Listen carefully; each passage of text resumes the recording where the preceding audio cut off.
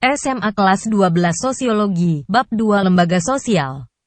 Penulis, Bagja Waluya. Apa yang dimaksud lembaga sosial itu? Dalam bab ini, Anda akan mempelajari tentang berbagai lembaga sosial yang hidup dalam masyarakat beserta fungsi dan proses terbentuknya. Anda diharapkan mampu memahami dan mendeskripsikan berbagai lembaga sosial yang dapat menunjang kebutuhan manusia dalam kehidupan bermasyarakat. Manusia merupakan makhluk yang dinamis. Kedinamisan manusia tersebut digunakan untuk memenuhi segala kebutuhan dalam hidupnya. Meskipun kebutuhannya bersifat pribadi atau kelompok, manusia tidak bisa melepaskan diri dari kehidupan masyarakat karena manusia pada hakikat adalah makhluk sosial. Oleh karena itu, diperlukan sesuatu yang dapat mengatur perilaku manusia dan memenuhi kebutuhan hidup di masyarakat.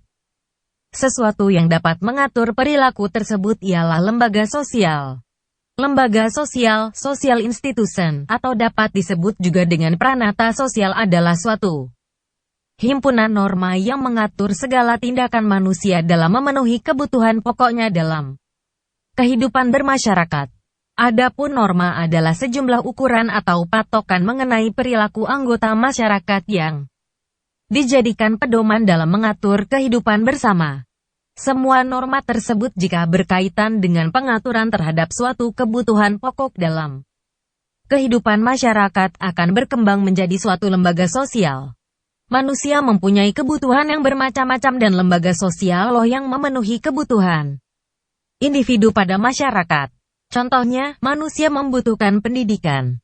Orang tua akan mendaftarkan anaknya pada sekolah yang dituju, kemudian mengikuti tes atau ujian masuk, mematuhi peraturan sekolah, membayar iuran pendidikan atau uang sekolah, mengikuti pelajaran, dan lain sebagainya.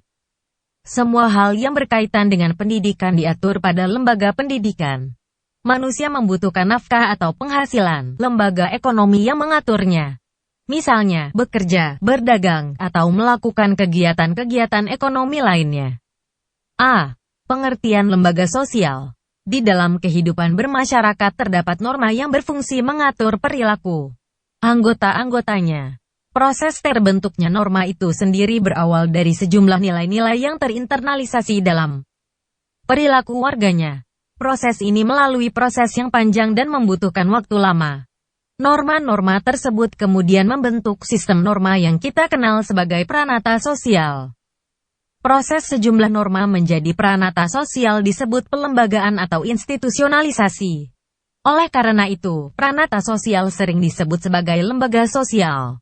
Secara garis besar, munculnya lembaga sosial dapat diklasifikasikan ke dalam dua cara, yakni secara tidak terencana dan terencana. Secara tidak terencana artinya bahwa lembaga tersebut lahir secara bertahap, berangsur-angsur dalam praktik kehidupan masyarakat. Hal ini biasanya terjadi ketika manusia dihadapkan pada masalah-masalah yang berhubungan dengan pemenuhan kebutuhan hidupnya. Contohnya, dalam kehidupan ekonomi, sistem barter, tukar barang, sudah dianggap tidak efisien. Masyarakat menggunakan mata uang untuk mendapatkan barang yang diinginkan dengan cara membelinya dari orang lain. Adapun cara terencana yaitu lembaga sosial muncul melalui suatu perencanaan yang matang oleh seorang atau kelompok orang yang memiliki kekuasaan dan wewenang. Contohnya, untuk meningkatkan kesejahteraan petani, pemerintah membentuk koperasi unit desa (KUD). Hal tersebut dilakukan agar petani dapat menampung hasil panen dan membelinya dengan harga yang menguntungkan petani. Untuk lebih jelasnya, sebaiknya Anda pahami beberapa definisi mengenai lembaga sosial dari para sosiolog berikut ini. 1. Robert Melver dan C. H. P. Sukanto, 1990. 218. Lembaga sosial adalah prosedur atau tata cara yang telah diciptakan untuk mengatur hubungan antar manusia yang tergabung pada suatu kelompok dalam masyarakat. 2. Leopold von Wisden-Becker, Sukanto, 1990. 219. Lembaga sosial adalah jaringan proses hubungan antar manusia dan antar kelompok yang berfungsi memelihara hubungan itu serta pola-polanya sesuai dengan minat dan kepentingan individu serta kelompoknya. 3. W. G. Sumner, Sukanto, 1990. 218. Lembaga sosial merupakan perbuatan, cita-cita, sikap, dan perlengkapan kebudayaan yang mempunyai sikap kekal serta bertujuan memenuhi kebutuhan masyarakat. Lembaga berfungsi agar ada keteraturan dan integrasi di dalam masyarakat. 4. Kuncharaningrat, 1964. 113. Lembaga sosial adalah suatu sistem tata kelakuan dan hubungan yang berpusat kepada aktivitas untuk memenuhi kompleksitas kebutuhan dalam kehidupan manusia. 5. Selo Sumarjan dan Sulaiman Sumardi. Lembaga sosial merupakan kumpulan dari berbagai cara berperilaku (usage) yang diakui oleh anggota masyarakat sebagai sarana untuk mengatur hubungan-hubungan sosial. 6. Surjono Sukanto. Lembaga sosial atau pranata sosial adalah himpunan norma dari segala tindakan yang berkisar pada suatu kebutuhan pokok dalam kehidupan masyarakat. Dari uraian tersebut, dapat kita simpulkan bahwa lembaga sosial berkaitan dengan seperangkat norma yang saling berkaitan, bergantung, dan saling memengaruhi. Seperangkat norma yang dapat dibentuk, diubah, dan dipertahankan sesuai dengan kebutuhan hidup. Seperangkat norma yang mengatur hubungan antar warga masyarakat agar dapat berjalan dengan tertib dan teratur. Berdasarkan pengertian-pengertian tersebut, lembaga sosial memiliki ciri-ciri antara lain adanya tujuan, dapat digunakan dalam jangka waktu yang relatif lama, tertulis atau tidak tertulis, diambil dari nilai-nilai dan adat istiadat yang berlaku di masyarakat, adanya prasarana seperti bangunan dan lambang tertentu. Di dalam lembaga sosial akan ditemukan unsur budaya dan unsur struktural, yaitu berupa norma dan peranan sosial. Lembaga sosial dapat dikatakan sebagai suatu adat kebiasaan dalam kehidupan bersama yang mempunyai sanksi yang sistematis dan dibentuk oleh kewibawaan masyarakat. Selain itu, menurut Harsoja lembaga sosial juga memiliki sifat-sifat umum, yaitu sebagai berikut. 1. Lembaga sosial berfungsi sebagai satu unit dalam sistem kebudayaan yang merupakan satu kesatuan bulat. 2. Lembaga sosial biasanya mempunyai berbagai tujuan yang jelas. 3. Lembaga sosial biasanya relatif kokoh. 4. Lembaga sosial dalam melakukan fungsinya sering menggunakan hasil kebudayaan material. 5. Sifat karakteristik yang ada pada lembaga sosial merupakan sebuah lambang. 6. Lembaga sosial biasanya memiliki tradisi tertulis atau lisan. A. Suhandi berpendapat bahwa dalam suatu sistem sosial, terdapat lembaga sosial jika memiliki beberapa syarat, yaitu sebagai berikut. 1. Harus memiliki aturan atau norma yang hidup dalam ingatan atau yang tertulis. 2. Aktivitas-aktivitas bersama tersebut harus memiliki suatu sistem hubungan yang didasarkan atas norma-norma tertentu. 3. Aktivitas-aktivitas bersama tersebut harus memiliki tujuan untuk memenuhi kebutuhan-kebutuhan tertentu yang disadari dan dipahami oleh kelompok masyarakat yang bersangkutan. 4. Harus memiliki peralatan dan perlengkapan. Oleh karena itu, lembaga merupakan kelompok individu yang memiliki norma dan berhubungan secara langgeng, dan anggotanya memiliki fungsi untuk mendukung fungsi lembaga itu sendiri. B. Klasifikasi lembaga sosial. Tipe-tipe lembaga sosial dapat diklasifikasikan dari berbagai sudut pandang. Menurut Gilin dan Gilin, lembaga sosial dapat diklasifikasikan antara lain sebagai berikut. 1. Kreative Institutions dan Enacted Institutions yang merupakan klasifikasi dari sudut perkembangannya. Kreative Institutions disebut juga lembaga-lembaga paling primer dan merupakan lembaga yang secara tidak disengaja tumbuh dari adat istiadat masyarakat. Contohnya, hak milik, perkawinan agama, dan seterusnya. Adapun enacted institutions dengan sengaja dibentuk untuk memenuhi tujuan tertentu. Misalnya lembaga utang piutang, lembaga perdagangan, dan lembaga-lembaga pendidikan, yang semuanya berakar pada kebiasaan-kebiasaan dalam masyarakat. 2. Dilihat dari sudut nilai-nilai yang diterima oleh masyarakat. Timbul klasifikasi lembaga sosial berdasarkan basic institutions dan subsidiary institutions. Basic institutions dianggap sebagai lembaga sosial yang sangat penting untuk memelihara dan mempertahankan tata tertib dalam masyarakat. Di dalam masyarakat Indonesia, keluarga, sekolah-sekolah, negara dan lain sebagainya dianggap sebagai basic institutions, lembaga yang pokok. Adapun subsidiary institutions dianggap lembaga yang kurang penting. Misalnya, kegiatan-kegiatan rekreasi. Ukuran yang dipakai untuk menentukan suatu lembaga sosial penting atau tidak penting. Setiap kelompok masyarakat memiliki penilaian yang berbeda. 3. Dari sudut penerimaan masyarakat, lembaga sosial dapat dibedakan menjadi social sanctioned institutions, approved, dan unsanctioned institutions. Social sanctioned institutions, approved, adalah lembaga-lembaga yang diterima oleh masyarakat. Misalnya, sekolah atau perusahaan dagang. Adapun unsanctioned institutions merupakan lembaga yang ditolak keberadaannya oleh masyarakat. Walaupun kadang-kadang masyarakat itu sendiri tidak berhasil memberantasnya. Misalnya, kelompok penjahat, perampok, pemeras, atau pencoleng. 4. Perbedaan antara general institutions dan restricted institutions timbul jika klasifikasi tersebut didasarkan pada faktor penyebarannya, misal agama. Agama merupakan suatu general institutions karena hampir dikenal oleh seluruh masyarakat di dunia. Adapun agama Islam, Kristen, Buddha, Hindu, dan lainnya merupakan restricted institutions karena dianut oleh masyarakat-masyarakat tertentu di dunia. Misalnya, agama Islam banyak dianut oleh masyarakat di Timur Tengah dan Indonesia, Malaysia. Adapun di Amerika dan Eropa mayoritas penduduk memeluk agama Kristen. 5. Menurut fungsinya, lembaga sosial dibedakan atas operative institutions dan regulative institutions.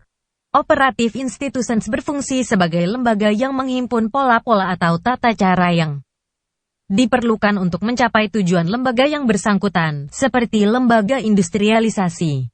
Adapun regulative institutions bertujuan untuk mengawasi adat istiadat atau tata kelakuan yang tidak menjadi bagian mutlak lembaga itu sendiri. Suatu contoh adalah lembaga-lembaga hukum, seperti kejaksaan atau pengadilan. Klasifikasi lembaga-lembaga sosial tersebut menunjukkan bahwa di dalam setiap masyarakat akan dijumpai bermacam-macam lembaga sosial. Setiap masyarakat mempunyai sistem nilai yang menentukan lembaga sosial manakah yang dianggap sebagai pusat dan yang dianggap berada di atas lembaga-lembaga sosial lainnya. Pada masyarakat totaliter, misalnya, negara dianggap sebagai lembaga sosial pokok yang membawakan lembaga-lembaga lainnya seperti keluarga, hak milik, perusahaan, atau sekolah. Akan tetapi, dalam setiap masyarakat akan dijumpai pola-pola yang mengatur hubungan antar lembaga sosial tersebut.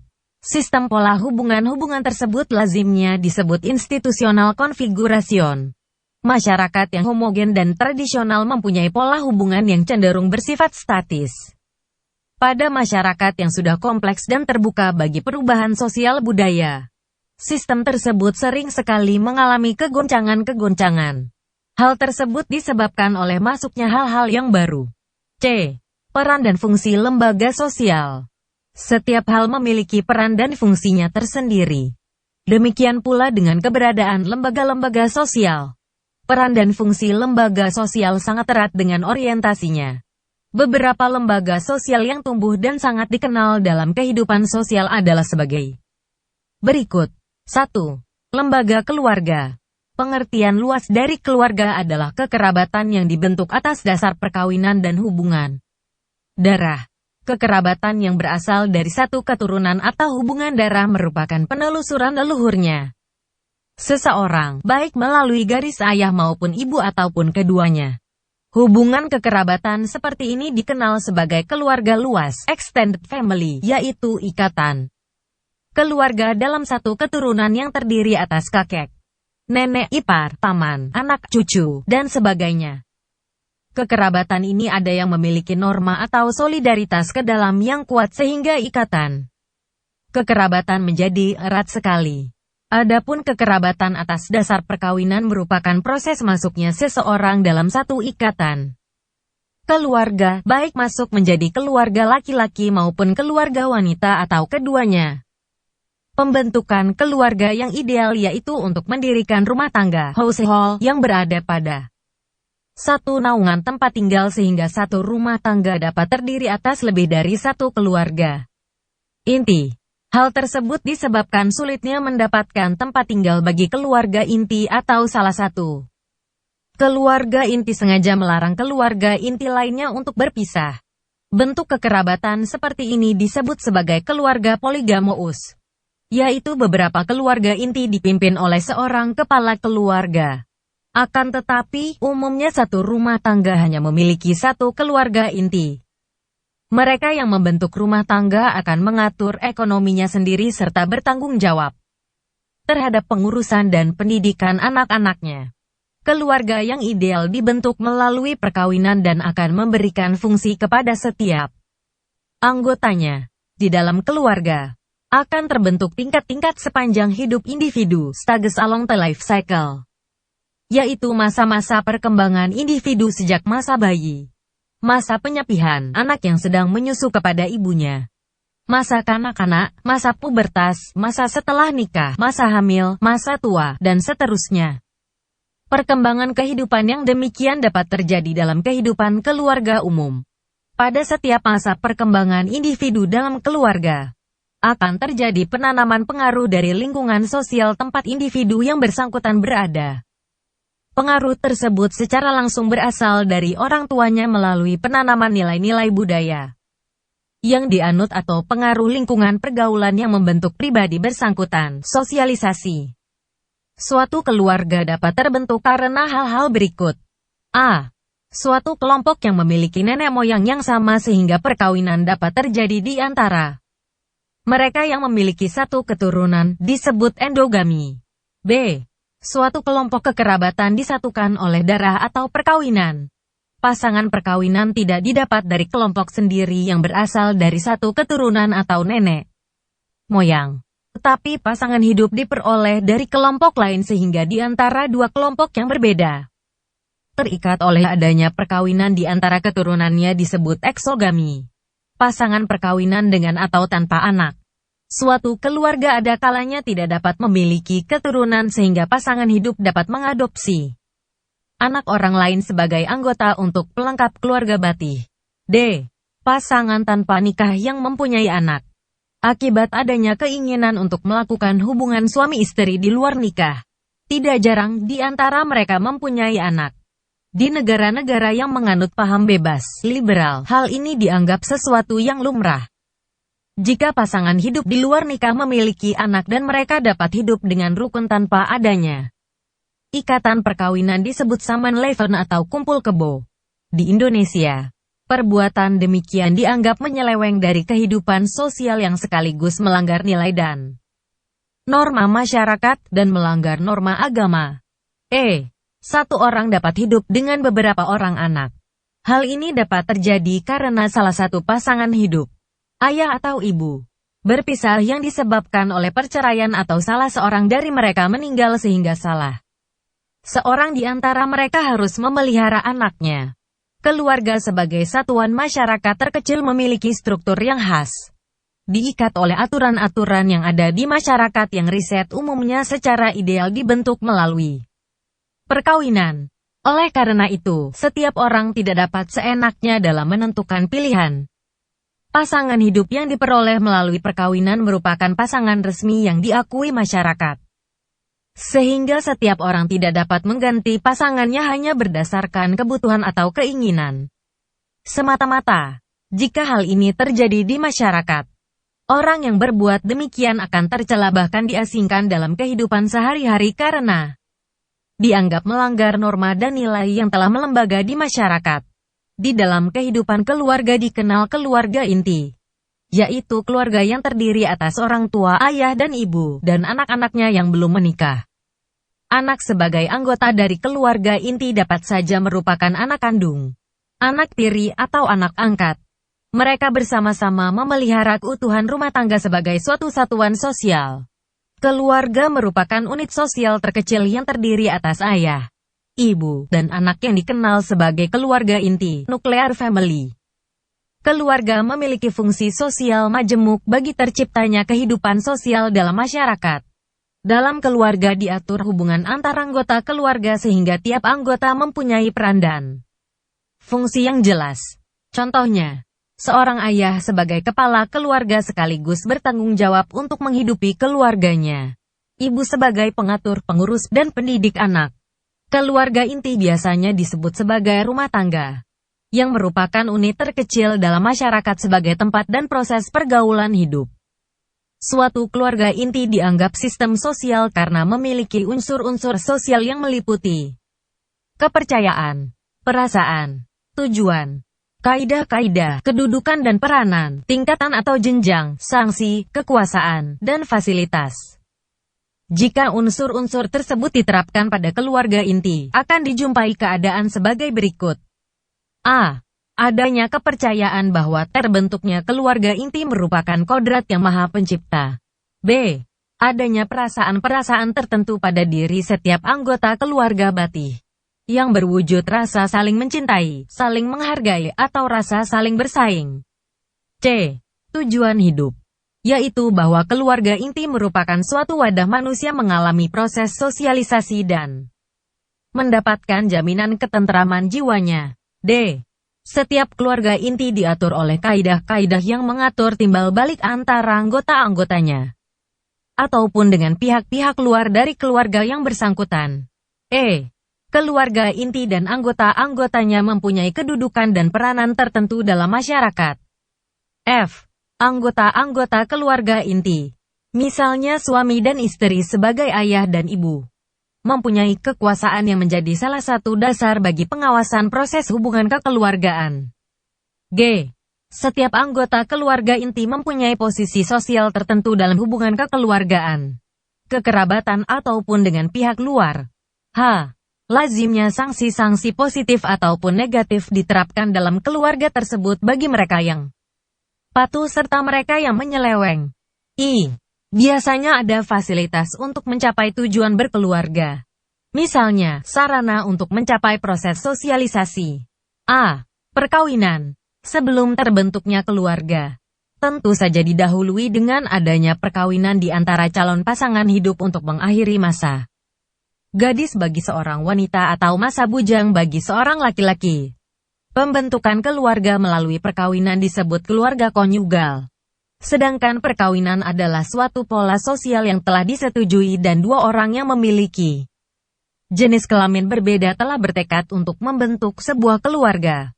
Perkawinan adalah suatu transaksi yang menghasilkan suatu kontrak seseorang, pria atau wanita, korporatif atau individual, secara pribadi atau melalui wakil, memiliki hak secara terus-menerus untuk menggauli seorang wanita atau pria secara sah. Hak ini memiliki prioritas bagi laki-laki atau wanita untuk melakukannya secara berkesinambungan, sampai wanita dianggap telah memenuhi syarat untuk memiliki dan melahirkan anak. Selanjutnya, perkawinan adalah penerimaan status baru untuk siap menerima hak dan kewajiban sebagai pasangan suami istri yang sah diakui masyarakatnya dan hukum. Status baru yang diperoleh dan diumumkan biasanya melalui perayaan dengan jalan mengundang kerabat, kenalan, handai taulan, dan lain-lain yang berhubungan dengan kedua belah pihak. Perkawinan berlangsung tentu saja disertai upacara keagamaan sesuai yang dianut oleh pasangan pengantin. Mereka yang telah membentuk sebuah keluarga akan memiliki hak untuk menentukan nasibnya sendiri di kemudian hari. Pasangan hidup yang telah berumah tangga dan membentuk keluarga batin pada dasarnya memiliki fungsi sebagai berikut. 1. Unit terkecil dalam masyarakat yang mengatur hubungan seksual secara berkesinambungan yang sah secara hukum.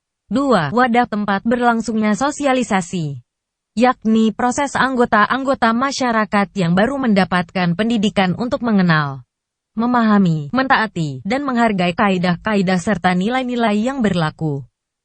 3. Unit terkecil masyarakat yang memenuhi kebutuhan-kebutuhan ekonomis. 4.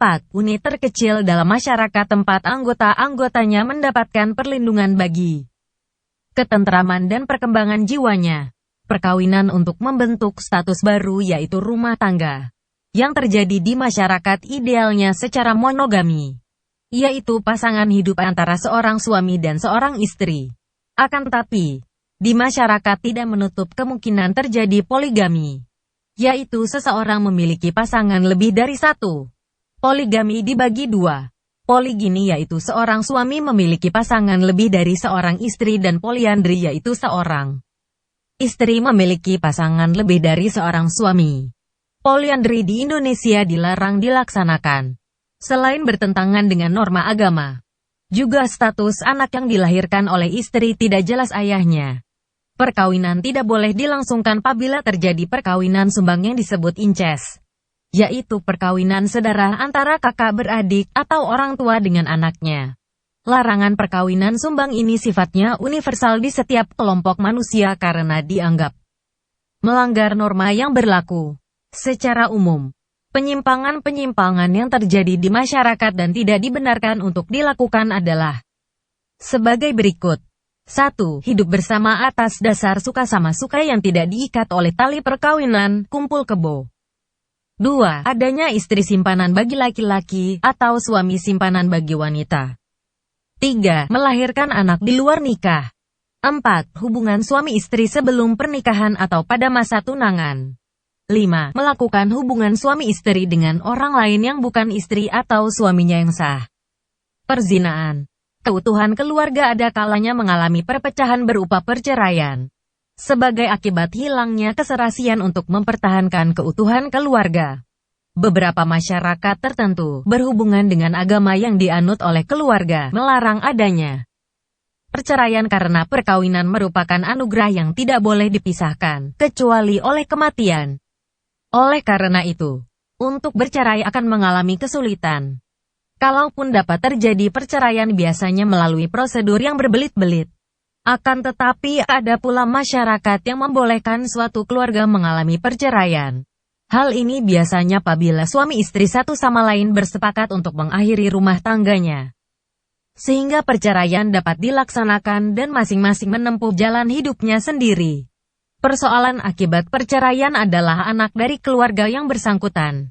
Mereka dapat mengikuti salah satu orang tuanya. Tapi dalam jiwa anak akan terjadi konflik batin yang dapat mengakibatkan ketidakpuasan akan kehidupan yang dihadapi. Oleh karena itu, mereka mencari penyelesaian sendiri terhadap persoalan yang dihadapinya. Tidak jarang di antara mereka terjerumus pada pergaulan negatif yang dapat merugikan diri sendiri dan merugikan lingkungan sosialnya, baik dalam bentuk penyimpangan perilaku di masyarakat maupun terjerumus dalam penyalahgunaan obat terlarang. Di Jepang pada 1888 tercatat ada 300 perceraian dari 1000 perkawinan. Survei rumah tangga di masyarakat Cina dan India menunjukkan angka perceraian 3,3% sampai 5,5%. Usia perkawinan orang-orang desa rata-rata lebih lama daripada orang bangsawan karena ada syarat bahwa pasangan itu harus mempunyai lahan mereka sendiri. Sumber Sosiologi Keluarga 2002. B. Fungsi keluarga.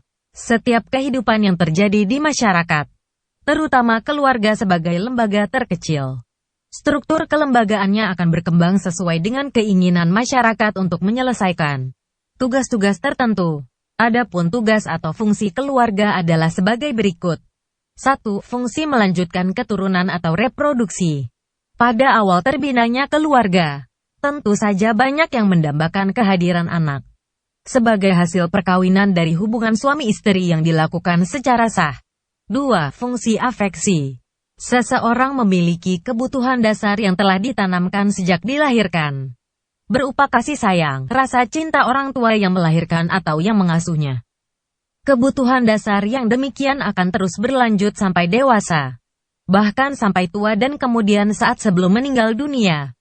Kebutuhan kasih sayang atau rasa cinta dapat diperoleh dari orang tuanya atau orang lain terhadap dirinya apabila yang bersangkutan turut pula memberikan kebutuhan dasar kepada orang lain sehingga terjadi saling mengisi kebutuhan dasar. Fungsi afeksi ini dapat berupa tatapan mata, ucapan-ucapan mesra, sentuhan-sentuhan halus yang semuanya akan merangsang anak dalam membentuk kepribadiannya. Dengan demikian, Fungsi afeksi harus dimulai dari lingkungan keluarga karena orang tua langsung berhubungan terus-menerus dengan anaknya sehingga anak akan menerima komunikasi dari orang tuanya dan merasakan adanya rangsangan rasa kasih sayang yang mereka perlukan. 3. Fungsi sosialisasi. Keluarga merupakan sistem yang menyelenggarakan sosialisasi terhadap calon-calon warga masyarakat baru. Seseorang yang dilahirkan di suatu keluarga akan melalui suatu proses penyerapan unsur-unsur budaya yang mengatur masyarakat bersangkutan. Calon warga masyarakat baru dipersiapkan oleh orang tuanya, kemudian oleh orang lain dan lembaga pendidikan sekolah, untuk dapat menjalankan peranan dalam kehidupan bermasyarakat di bidang ekonomi, agama, atau politik sesuai dengan kebutuhan setiap anggota masyarakat. Keluarga merupakan tempat awal terbinanya sosialisasi bagi seseorang. Dijumpai 3 proses yang menjadi dasar hubungan antara manusia dan dunia kehidupannya sebagai lingkungan sosial, walaupun tidak selalu berurutan, yaitu sebagai berikut. A. Eksternalisasi adalah proses pembentukan pengetahuan latar belakang yang tersedia untuk dirinya serta untuk orang lain. B. Objektivasi adalah proses meneruskan pengetahuan latar belakang tersebut kepada generasi berikutnya secara objektif.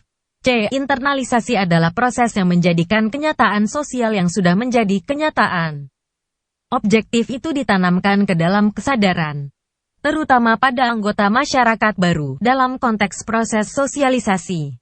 C. Peran keluarga. Seseorang tidak dilahirkan langsung menjadi anggota masyarakat, tapi bagian dari anggota keluarga sebagai satuan unit masyarakat yang terkecil. Di dalam keluarga, seseorang akan mendapat pendidikan awal untuk mengenal lingkungan sosialnya, yang kemudian berpartisipasi di dalamnya. Hal itu dianggap sosialisasi primer untuk mempersiapkan anggota keluarga menjadi anggota masyarakat. Sosialisasi sekunder adalah suatu proses bagi individu untuk mengenal dan memahami lingkungan sosialnya secara lebih luas. Hal ini merupakan awal menjadi anggota masyarakat yang disebut juga sebagai proses internalisasi. Internalisasi adalah dasar untuk memahami sesama anggota masyarakat dan untuk memahami dunia kehidupan sosial sebagai kenyataan sosial yang penuh makna bagi seorang individu. Proses pemahaman lingkungan sosial bagi anggota masyarakat tidak ditafsirkan secara perorangan, tapi melihat keterlibatan setiap anggota masyarakat yang terdapat di dalamnya. Selanjutnya, seseorang akan meleburkan diri dan mengikuti kehidupan yang berlaku di tempat individu tersebut berada atau tinggal. Memahami dunia kehidupan sosial dimulai dari dunia kehidupan keluarga sebagai dunia awal bagi seseorang untuk melakukan sosialisasi. Setelah yang bersangkutan dewasa maka harus memahami dunia kehidupan yang lebih luas dari dunia sebelumnya yang turut membentuk dan memengaruhi kepribadiannya. Proses pemahaman lingkungan sosial tidak hanya terbatas pada lingkungan keluarga dan lingkungan masyarakat, tapi akan meluas ke berbagai bidang kehidupan dan bergantung pada aktivitas kehidupan seseorang. Keluarga tidak hanya berfungsi sebagai satuan sosial yang menyelenggarakan sosialisasi, tetapi juga sebagai satuan yang memberikan kepuasan emosional dan rangsangan perasaan para anggotanya. Keluarga merupakan lembaga atau peranata yang besar pengaruhnya terhadap sosialisasi anak. Kondisi demikian menyebabkan pentingnya peranan keluarga, yaitu sebagai berikut. 1. Keluarga batin merupakan kelompok kecil yang anggota-anggotanya berinteraksi langsung secara tetap dan berkesinambungan. Dengan demikian, perkembangan anak dapat diikuti secara saksama oleh kedua orang tuanya, dan kepribadian anak pun dapat lebih mudah dibentuk dalam tahap sosialisasi primer. Perhatian yang besar orang tua terhadap anak-anaknya dapat mendorong mereka berprestasi di sekolah. 2. Orang tua yang berpandangan maju memiliki motivasi yang kuat dalam mendidik anaknya. Anak diharapkan dapat memiliki status dan peran yang baik di masyarakat. 2. Lembaga ekonomi. Cabang ekonomi adalah lembaga-lembaga yang berkisar pada lapangan produksi, distribusi, konsumsi, pemakaian, barang-barang dan jasa yang diperlukan bagi kelangsungan hidup bermasyarakat. Setiap masyarakat akan menyusun pola pemenuhan kebutuhan ekonominya yang disebut konsumsi atau pengeluaran pendapatannya berupa makanan, pakaian, perumahan yang harus tersedia agar mereka dapat bertahan hidup. Setiap pemenuhan kebutuhan tidak selamanya dapat dihasilkan oleh masyarakat itu sendiri. Ada kalanya memerlukan kelompok masyarakat lain. Oleh karena itu, timbullah proses tukar-menukar barang-barang kebutuhan yang prosesnya dimulai dari sistem barter. Kemudian penggunaan uang sebagai alat tukar yang sah sesuai dengan harga yang disepakati bersama.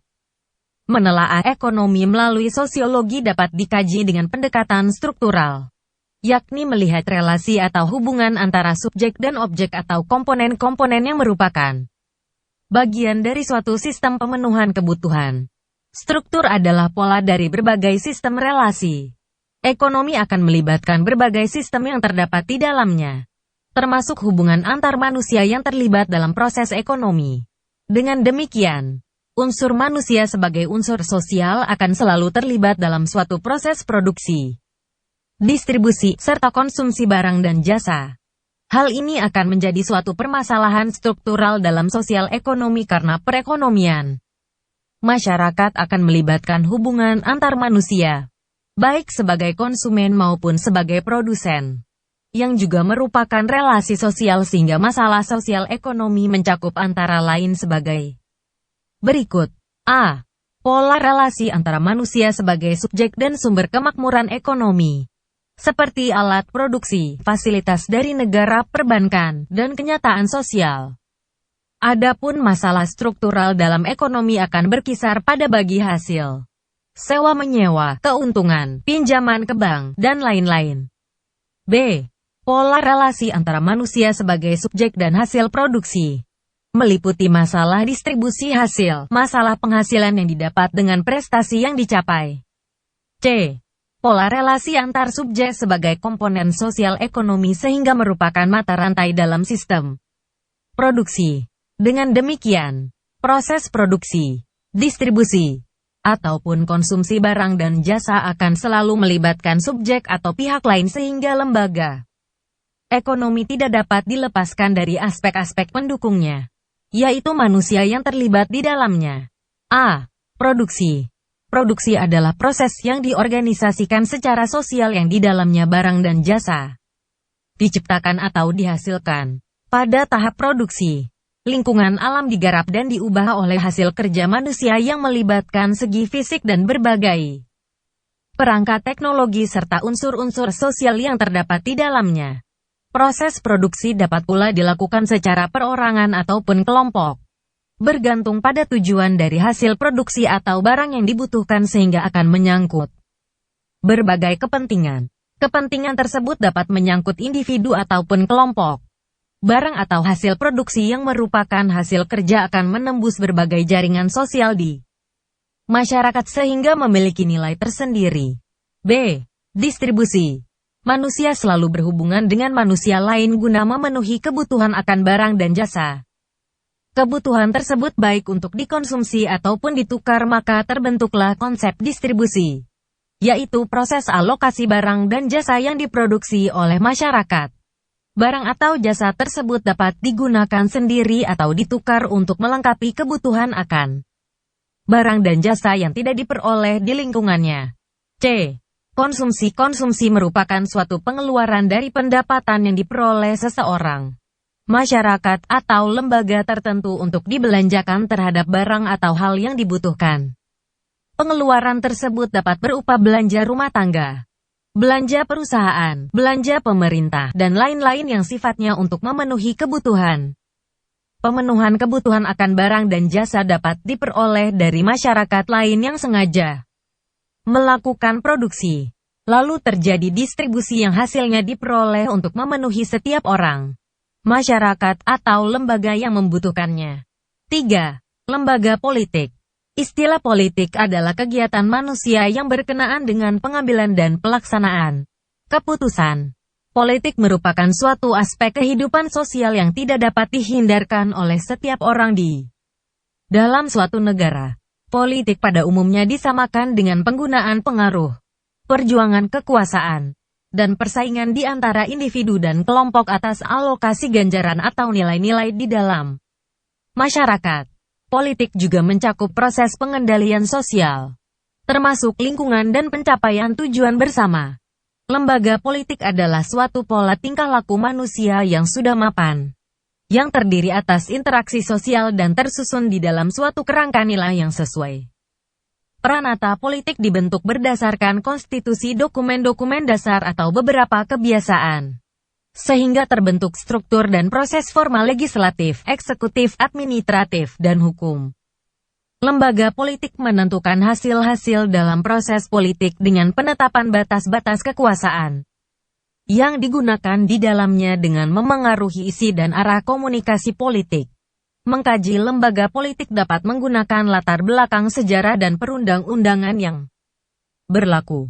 Memahami sejarah perkembangan lembaga politik akan memberikan gambaran yang berguna bagi penelaahan struktur-struktur pemerintahan.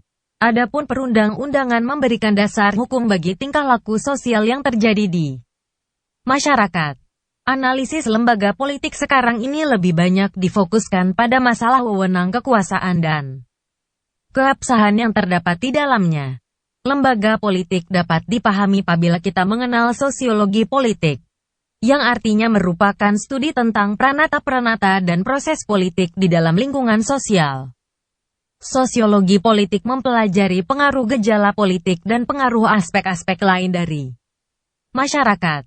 Pendekatan masyarakat secara menyeluruh makro berhubungan dengan dasar-dasar kekuasaan masyarakat. Pengaruh adanya pertentangan, konflik dari suatu kelas sosial tertentu dengan kelompok-kelompok lain terhadap lembaga politik, dan pengaruh timbal balik antara lembaga-lembaga politik dan perilaku stratifikasi, kelas, sosial, serta kelompok. Pendekatan secara sempit terhadap masyarakat sempit dalam sosiologi politik dipusatkan pada pranata-pranata politik tertentu seperti organisasi sosial, yang di dalamnya termasuk tatanan sosial formal dan informal, pola-pola kepemimpinan, metode pengendalian konflik dan hubungan dengan organisasi-organisasi lainnya. Lembaga politik memiliki fungsi untuk memelihara ketertiban dalam negeri dan menjaga keamanan luar negeri, mengusahakan kesejahteraan umum, dan mengatur proses politik. Lembaga politik bertujuan untuk menegakkan ketertiban dan keadilan dalam sebuah negara. Oleh karena itu, dalam menjalankan sebuah negara diperlukan kekuasaan dari pemerintah yang dapat melindungi kepentingan rakyat dan kesejahteraan umum dari berbagai tekanan dan rongrongan pihak yang ingin mengacaukan kehidupan masyarakat. Rakyat perlu mendapatkan rasa aman dan tentram agar tercipta masyarakat yang adil dan makmur. Selain itu, perlu adanya kesadaran politik dari setiap warga negara.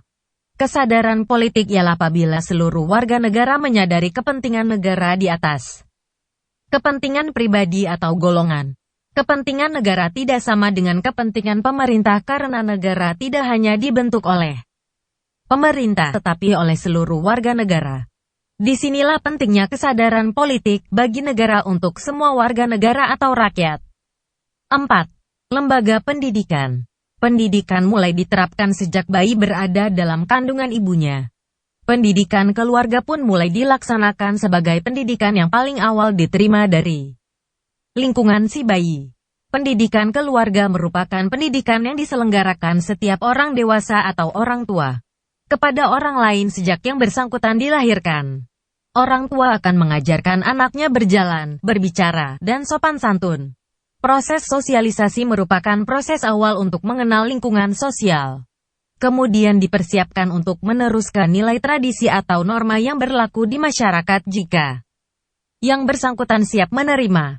Penyelenggaraan pendidikan sekolah dilaksanakan melalui 2 jalur, yaitu pendidikan sekolah dan luar sekolah.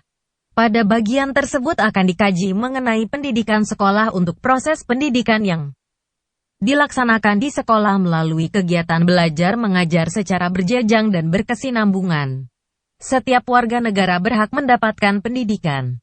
Setelah menyelesaikan pendidikan dasar, mereka berhak melanjutkan pendidikan sesuai dengan kebutuhan, baik melalui jalur pendidikan umum, kedinasan, maupun kejuruan sesuai dengan yang tercantum dalam UU 2 tahun 1989.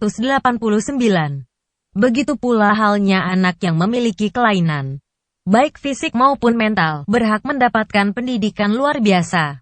Pada prinsipnya, pendidikan hampir sama dengan proses sosialisasi terhadap anak. Selain itu, pendidikan sekolah merupakan proses sosialisasi, media transformasi pengetahuan dasar dari setiap bidang ilmu, dan menyosialisasikan kebudayaan kepada komunitas masyarakat, terutama generasi muda, dengan tujuan mencerdaskan kehidupan bangsa. Pendidikan sekolah dilaksanakan oleh anak yang telah cukup usianya, yaitu 6 tahun berhak untuk mengikutinya dan anak yang berusia 7 tahun wajib mengikutinya. Hal ini sesuai dengan Undang-Undang No. 2 Tahun 1989 tentang Pendidikan Nasional, Pasal 14 Ayat 1 dan Ayat 2. Program wajib belajar pendidikan dasar 9 tahun bertujuan agar setiap anak usia sekolah 6-15 tahun wajib mengikuti pendidikan yang diselenggarakan di SD selama 6 tahun dan di SLTP selama 3 tahun. A. Fungsi pendidikan. Pendidikan memiliki fungsi mempertahankan atau melestarikan sistem nilai yang berlaku. Pendidikan juga dituntut untuk dapat berperan penuh dalam mempercepat perubahan sosial. Nilai dan budaya diwariskan kepada generasi penerus, salah satunya melalui pendidikan sekolah. Warisan nilai dan budaya yang diwariskan dapat berupa perilaku untuk membentuk kepribadian yang bertanggung jawab terhadap masa depan bangsa dengan tidak melepaskan diri dari nilai dan norma yang sesuai dengan identitas dan jati diri bangsa. Pendidikan sekolah memegang peran penting dalam proses perubahan di masyarakat, yaitu mengembangkan kehidupan masyarakat agar lebih baik. Anak didik yang mendapat pengetahuan diharapkan dapat memacu kehidupan bangsa yang lebih baik dan menyongsong kemajuan masyarakat yang dicita-citakan. B. Perkembangan lembaga pendidikan. Keluarga merupakan lembaga pendidikan dan sosialisasi paling awal bagi seseorang. Semakin berkembang kehidupan masyarakat, semakin penting peran lembaga yang dapat mendidik generasi mudanya untuk melanjutkan sistem nilai dan budaya yang dianut sehingga muncullah lembaga pendidikan sekolah. Pendidikan sekolah dalam masyarakat menyesuaikan dengan kebutuhan masyarakat itu sendiri, demi perkembangan ilmu pengetahuan dan kemajuan teknologi. Pada setiap saat kurikulum pendidikan ditinjau kembali dan disesuaikan dengan keadaan masyarakat yang terbaru agar tidak terjadi ketertinggalan kebudayaan, kulturelak. Hubungan pendidikan dengan perkembangan masyarakat, yaitu perkembangan pendidikan dalam masyarakat, selalu mengalami perubahan.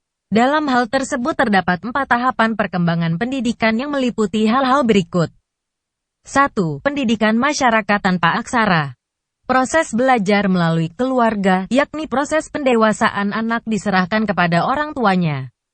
Anak belajar berdasarkan kebiasaan orang tua sehingga segala kemampuan yang dimiliki orang tua akan diwariskan kepada anak, seperti keterampilan yang berhubungan dengan produksi, ekonomi atau menyosialisasikan kehidupan masyarakat.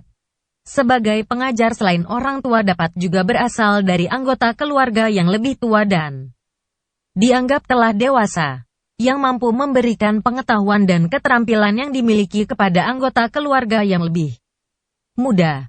2. Pendidikan di luar pendidikan keluarga. Pendidikan keluarga merupakan proses awal anak melakukan sosialisasi. Anak mengetahui tradisi atau nilai budaya yang dimiliki masyarakat diajarkan oleh orang tertentu. Komunitas masyarakat mendidik generasi mudanya melalui orang yang dipercaya untuk menangani hal tersebut, terutama yang berhubungan dengan pewarisan nilai budaya yang disampaikan secara lisan. Begitu juga pendidikan keterampilan dan kepercayaan yang dianut sebagai milik masyarakat. Dengan demikian, tanggung jawab masyarakat berkembang sesuai dengan pelestarian nilai budaya yang dimiliki pada generasi mudanya.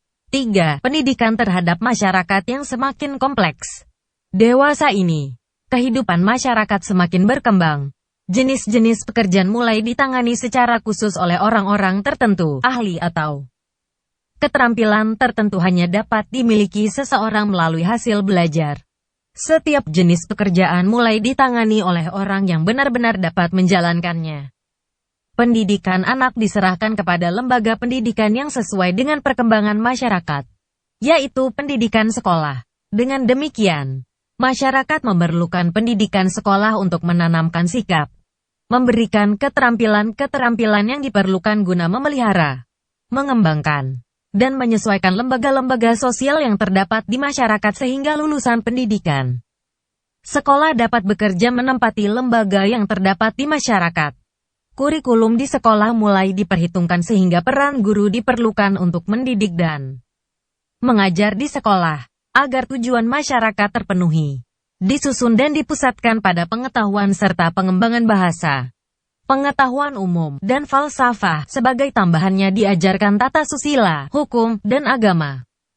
4. Hubungan pendidikan dengan masyarakat yang lebih maju. Kehidupan masyarakat menjadi sangat kompleks pada berbagai bidang kehidupan. Setiap warga masyarakat terspesialisasi terhadap pekerjaannya. Setiap jenis pekerjaan diserahkan kepada ahlinya. Masyarakat tersebut menunjukkan ciri sebagai masyarakat industri atau masyarakat modern. Pendidikan setelah pendidikan keluarga seutuhnya diserahkan kepada lembaga pendidikan yang sesuai dengan perkembangan masyarakat, yaitu pendidikan sekolah. Selain itu, bermunculan pendidikan luar sekolah yang mengajarkan keterampilan-keterampilan tertentu, seperti kursus komputer, montir, dan bahasa. Kurikulum pada setiap jenjang yang ada dibakukan secara nasional, sesuai dengan kebutuhan negara berdasarkan Undang-Undang No. 2 Tahun 1989 tentang Sistem Pendidikan Nasional. Pendidikan sekolah telah menyebar dan meluas ke berbagai pelosok tanah air sehingga pendidikan sekolah memiliki peran yang penting dalam meningkatkan perubahan sosial ekonomi masyarakat. Masyarakat menyadari bahwa sekolah tidak hanya sebagai sarana untuk mendapatkan pekerjaan pada setiap lulusannya, tapi sekolah merupakan sarana untuk mencerdaskan kehidupan bangsa.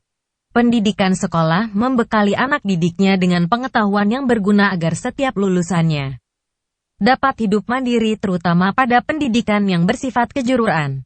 Adapun pendidikan umum mengharapkan siswanya dapat melanjutkan pendidikan ke jenjang yang lebih tinggi di samping membekali dengan kemampuan atau keterampilan dasar. Masyarakat modern memandang pendidikan sekolah sebagai pendidikan pokok dalam mendidik generasi penerusnya. Oleh karena itu, fungsi sekolah dalam masyarakat modern yaitu A. Pengawasan, custodial care. B. Penyeleksi peran sosial, social role selection.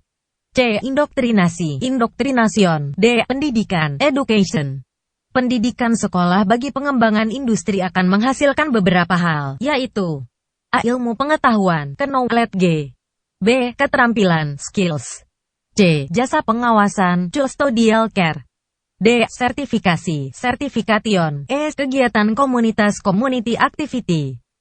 Dengan demikian, pendidikan merupakan usaha untuk mencetak, memperoleh, dan mengembangkan sumber daya manusia yang dibutuhkan dalam pembangunan negara.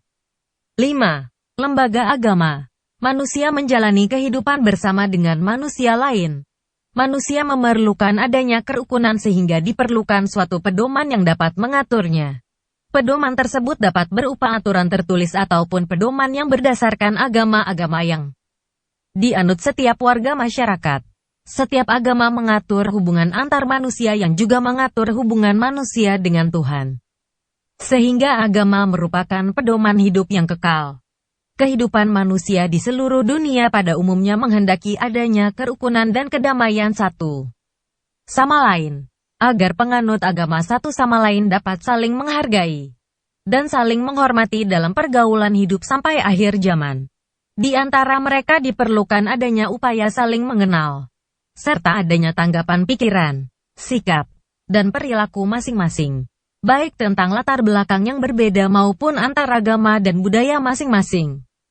Sebagai sebuah lembaga sosial, agama berarti sistem keyakinan dan praktik keagamaan yang penting dari masyarakat, yang telah dibakukan dan dirumuskan serta dianut secara luas dan dipandang sebagai sesuatu yang diperlukan dan benar. Asosiasi agama merupakan kelompok orang yang terorganisasi, yang secara bersama-sama menganut keyakinan dan menjalankan praktik suatu agama. Sebagaimana lembaga-lembaga lainnya, agama juga memiliki fungsi atau peran. Peran lembaga agama di bidang sosial adalah sebagai penentu. Agama menciptakan suatu ikatan bersama, baik di antara anggota-anggota beberapa masyarakat maupun dalam kewajiban-kewajiban sosial yang membantu mempersatukan mereka. Peran agama sebagai sosialisasi individu akan tampak secara nyata pada saat individu tumbuh menjadi dewasa. Pada saat itu, individu memerlukan suatu sistem nilai sebagai tuntunan umum untuk mengarahkan aktivitasnya dalam masyarakat dan berfungsi sebagai tujuan akhir pengembangan kepribadiannya. Pendidikan agama merupakan tanggung jawab dari orang tua untuk mengenalkan, memberikan contoh, dan menanamkan ajaran-ajaran moral kepada anak-anaknya. Agama mengajarkan bahwa hidup adalah untuk memperoleh keselamatan sebagai tujuan utamanya. Oleh karena itu, untuk mencapai tujuan tersebut, anak harus diajarkan dan diberikan contoh untuk melaksanakan ibadah sesuai dengan perintahnya. Adapun fungsi lembaga keagamaan menurut Bruce J. Cohen, yaitu 1. Bantuan terhadap pencarian identitas moral. 2. Memberikan penafsiran-penafsiran untuk membantu memperjelas keadaan lingkungan fisik dan sosial seseorang. 3. Peningkatan kadar keramahan bergaul, kohesi sosial, dan solidaritas kelompok. Negara kita merupakan negara hukum. Hal tersebut ditandai dengan hadirnya lembaga-lembaga hukum baik yang dibentuk pemerintah maupun berdiri secara independen. Apakah yang Anda ketahui mengenai lembaga hukum dan bagaimana fungsi dan peran lembaga-lembaga hukum yang ada? Rangkuman. Konflik terjadi karena adanya perbedaan atau kesalahpahaman antara individu atau kelompok masyarakat yang satu dan individu atau kelompok masyarakat yang lainnya. Konflik merupakan proses sosial yang akan terus terjadi dalam masyarakat, baik individu atau kelompok, dalam rangka perubahan untuk mencapai tujuan yang diinginkan dengan cara menentang lawannya. Adapun kekerasan merupakan gejala yang muncul sebagai salah satu efek dari adanya proses sosial, yang biasanya ditandai oleh adanya perusakan dan perkelahian. Indikator-indikator tersebut adalah sebagai berikut. A. Demonstrasi. A. Protes demonstration. B. Kerusuhan. C. Serangan bersenjata. Armed attack. D. Jumlah kematian.